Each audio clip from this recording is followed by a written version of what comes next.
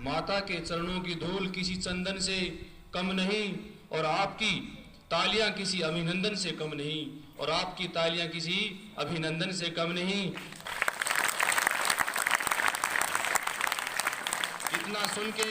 इतना सुन के अगर आप बजा दें ताली, इतना सुनकर अगर आप बजा दें ताली, तो ऐसा लगे कि मेरा प्रयास किसी वंदन से कम नहीं, कि मेरा प्रयास किसी वंदन से कम नहीं।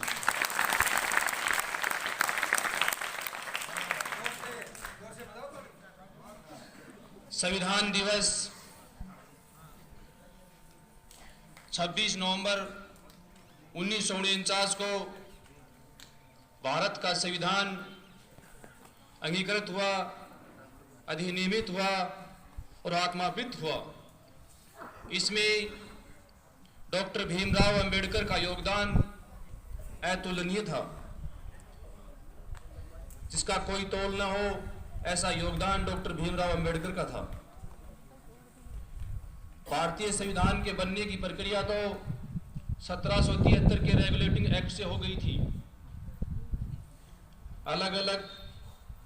फिर उसके बाद में 1909 का भारत शासन अधिनियम आया, 1919 का भारत शासन अधिनियम आया, 1935 का भारत शासन अधिनियम आया।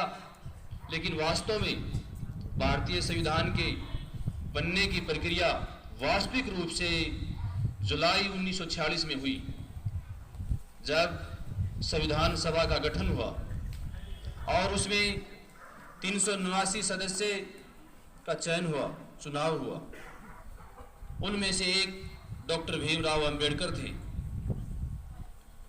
379 सदस्यों में से अलग अलग 13 सदस्यों का चयन करके 13 समितियों का गठन हुआ, और उन्हीं समितियों ने भारतीय संविधान को बनाया, लिखा, उसको तैयार किया। उसमें 2 वर्ष 11 माह और 18 दिन का समय लगा, जिसमें प्रारूप समिति का योगदान सबसे महत्वपूर्ण था। संविधान का प्रारूप BN राव ने तैयार किया था, लेकिन उसको लिखने में उसका ढांचा कैसे होगा, इसमें योगदान डॉक्टर भीमराव अंबेडकर का था। और 26 नवंबर 1949 को भारत का संविधान बनकर तैयार हो गया और उस दिन आंशिक रूप से लागू हुआ। 26 नवंबर 1949 विक्रमी संवत 2006 को भारत का संविधान अंगीकृत हुआ, अधिनियमित हुआ और आत्मापित हुआ। इसी कारण 26 नवंबर को संविधान दिवस के रूप में, विधि दिवस के रूप में, कानून दिवस के रूप में मनाया जाता है।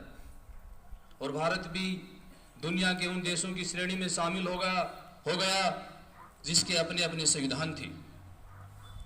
कार्यक्रम को आगे बढ़ाते हुए सर्वप्रथम +1 कक्षा से सविता डॉक्टर भीमराव अंबेडकर का जीवन परिचय लेकर आ रही हैं। सविता +1 से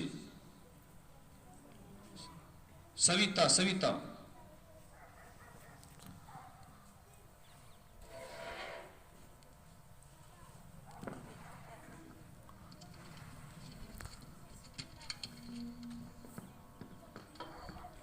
आदरणीय प्रधानाचार्य महोदय, सम्माननीय शिक्षकगण व मेरे प्यारे छात्र छात्राओं, आप सभी को संविधान दिवस की हार्दिक शुभकामनाएं।